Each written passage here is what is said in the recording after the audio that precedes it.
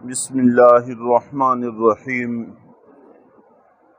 لا جناح علیکم ان طلقتم النساء ما لم تمسوہن، تم پر اس معاملے میں کوئی گناہ نہیں ہے کہ اگر تم عورتوں کو ایسے وقت میں طلاق دو جبکہ ابھی تک تم نے ان کو چھوا نہ ہو، او تفریضوا لہن فریضہ، اور ان کا مہر بھی مقرر نہ کیا ہو۔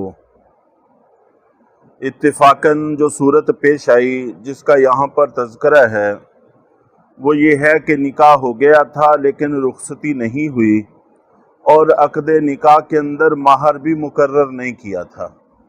یہ پہلے بھی عرض کیا جا چکا ہے کہ مہر لازمی ہے، لیکن اگر عقد نکاح میں اس کا تذکرہ نہ بھی ہو، نہ بھی تعین کیا جائے، نکاح پھر بھی ہو جاتا ہے، البتہ مہر ذمہ میں واجب رہتا ہے۔ اس کی ایک صورت یہ ذکر کی ہے کہ مہر کا تذکرہ ہی نہیں ہوا اور رخصتی سے پہلے طلاق ہو گئی۔ وَمَتِّعُوهُنَّ، تو حکم اللہ رب العزت نے عطا فرمایا ہے کہ ان کو تحفہ دو۔ عَلَى الْمُوسِعِ قَدَرُهُ وَعَلَى الْمُقْتِرِ قَدَرُهُ،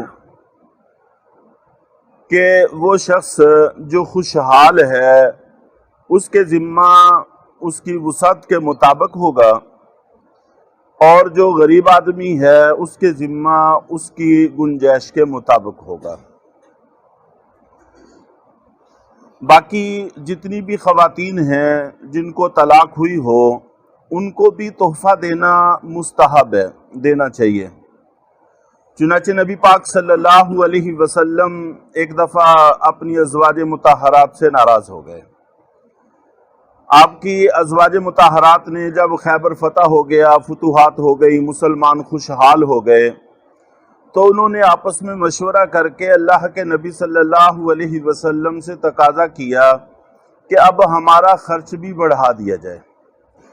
اور اللہ کے نبی صلی اللہ علیہ وسلم کی عادت مبارکہ تھی کہ آپ سال بھر کا خرچ اکٹھا عطا فرما دیا کرتے تھے، کہ اگر ان کو ازواج مطہرات سال بھر استعمال کریں تو بڑی خوشحالی کی زندگی گزار سکتی تھیں، لیکن وہ جس دن آتا تھا اسی دن سارا کا سارا اللہ کے راستے میں خرچ کر دیا جاتا تھا، بعد میں پھر توکلاً علی اللہ زندگی بسر کی جاتی تھی۔ تو اللہ کے راستے میں خرچ کرنے کے شوق نے ازواج مطہرات کو آمادہ کیا کہ اللہ کے نبی صلی اللہ علیہ وسلم سے اضافے کی درخواست کریں اور پھر ہم اس کو خوب اللہ کے راستے میں خرچ کریں اور زیادہ خرچ کریں۔ لیکن یہ مطالبہ بھی بظاہر چونکہ دنیا ہی کا مطالبہ تھا، اس لیے اللہ کے نبی صلی اللہ علیہ وسلم ناراض ہو گئے، اور آپ اپنے کمرے میں تھے اور آپ کے پاس ازواج مطہرات بیٹھی ہوئی تھیں۔ بعد میں حضرت ابوبکر صدیق رضی اللہ تعالیٰ عنہ اور حضرت عمر فاروق رضی اللہ تعالیٰ عنہ آ گئے۔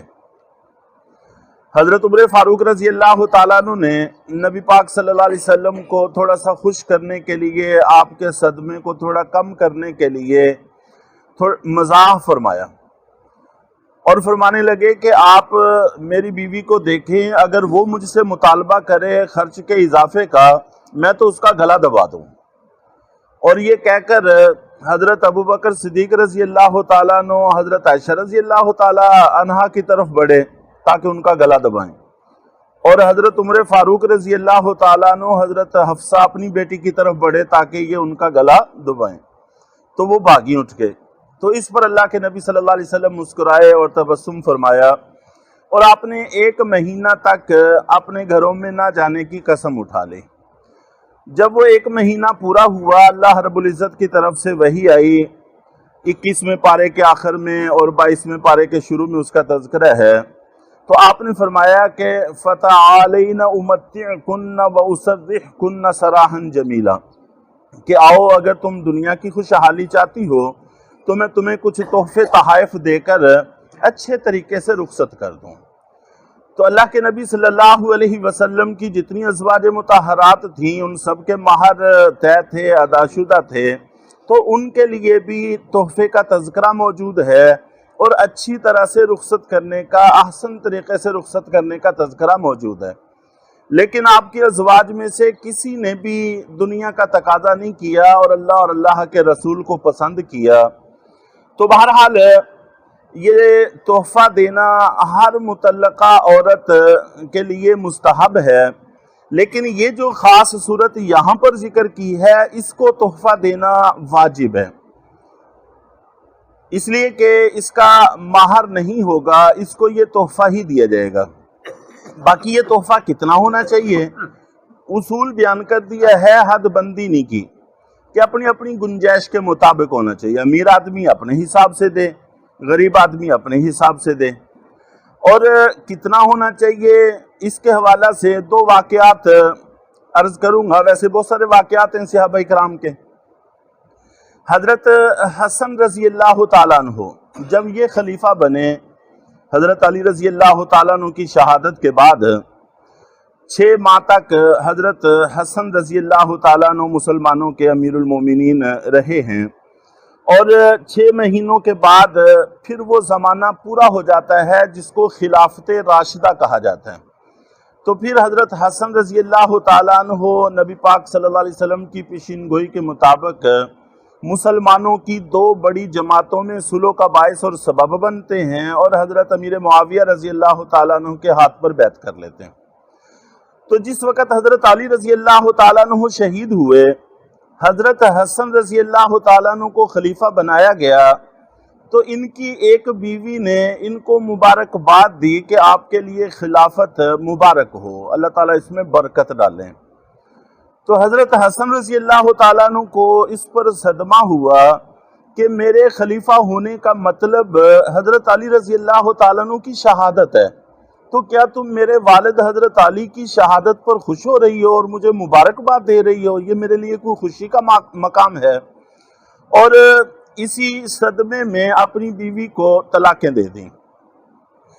اور حضرت حافظ ابن کثیر رحمۃ اللہ علیہ کی روایت کے مطابق 10,000 درہم، اور امام مفتی اعظم مفتی شفیع عثمانی رحمۃ اللہ علیہ کی روایت کے مطابق معرف القرآن میں 20,000 درہم اس کو تحفے کے طور پر دیے۔ اور 20,000 درہم یہ اس وقت کی رقم کے اعتبار سے محتاط اندازے کے مطابق 1.25 کروڑ روپیہ بنتا ہے۔ تو یہ وسعت والا اپنی وسعت کے اعتبار سے، اپنی گنجائش کے اعتبار سے خرچ کرے۔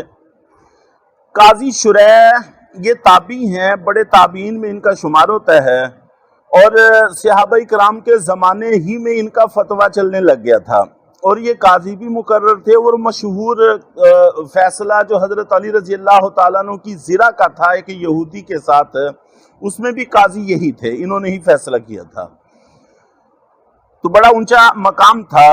انہوں نے 500 درہم دیے تھے، اور یہ بھی تقریباً 3-3.5 لاکھ روپے کے لگ بھگ بنتے ہیں۔